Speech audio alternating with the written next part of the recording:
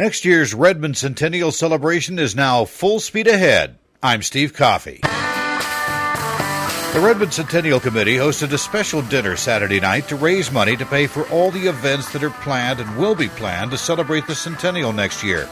About 150 people attended and enjoyed the delicious barbecue dinner catered by Tate & Tate and the music of 3/4 Short. I think it's been a great success. Nice turnout, actually a little bit crowded, which is great, actually, and I look forward to the next phases as we plan the events in the spring and the summer and the fall next year. It's going to be an absolute blast next year. Redmond City Councilman Joe Santani is one of the leading forces for the Centennial.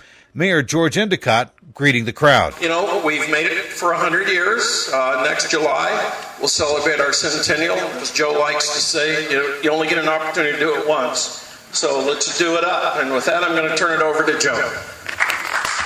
I want to encourage everybody to get as involved as you can in this, because this is seriously a once in a lifetime. Next year we're going to have so many opportunities to get involved with different things, and as far as the future, I mean, we really do want to celebrate the fact that we've gotten this far in Redmond, and definitely want to make it a great next 100 years too. So we kick that off by celebrating the first 100. Redmond was incorporated on July 6, 1910. It was first homesteaded in 1906 by Frank and Josephine Redmond.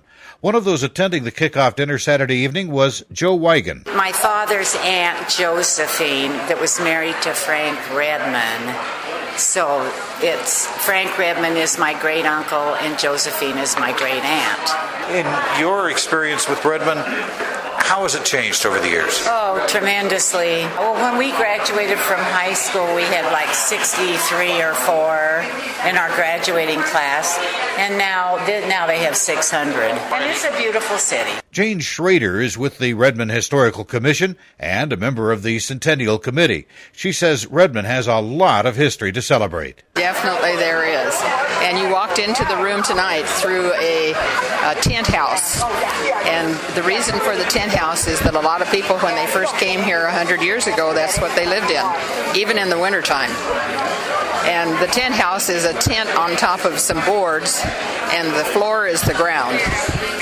So you can imagine when it got down to 10 below zero, there was a lot of cuddling done. As people celebrate the Centennial, what do you want people to get from this? That it's a wonderful place to live, and it has always been a wonderful place to live. And many people who move from a big city to Redmond really appreciate it because of its size and the friendliness of the people. Also on the Centennial Committee is Janet Darnell, who is making sure Redmond kids will also be a part of the festivities. We have a musical plan that's all about Redmond history, so we're going to have a musical at our school that the community will be invited to, and it'll be put on by our students. The high school is going to have students with involved in the parades and the music and things like that, because there's quite a few events. As you're working with kids so far, do they seem to be getting excited about the year coming up? They are. They're just starting to get an understanding of this timeline. The exciting thing is that even though 100 years seems like a huge amount of time for them, but for teachers, we know that that's handleable. We can actually say, okay, 100 years ago, there was no canal, there was no railroad, and then they can actually track the progress and see now, when they go by a water tower or go by the canal, they realize that those things all had to be created and planned for, and so we try to do a transportation theme and kind of the water theme, and then we like to get them to know the famous people. I mean, consider the fact that John Tuck, we have schools named after them, so they understand names like Tuck and Lynch and McCall, and so it's great to tie in the fact that those people were historical in our community, and we want them to know why and what they did for our community. And like J.R. Roberts, Roberts Field, and so there's quite a few connections that we want to bring them to an understanding for that. Redmond's official Centennial Day is July 6, 2010, and lots of events are planned around that day, including celebrations at the city's new Centennial Park, which is currently being built. Actually, events are planned starting in May and continuing through September. Redmond is contracted with specialized meetings and events to help coordinate the year-long celebration.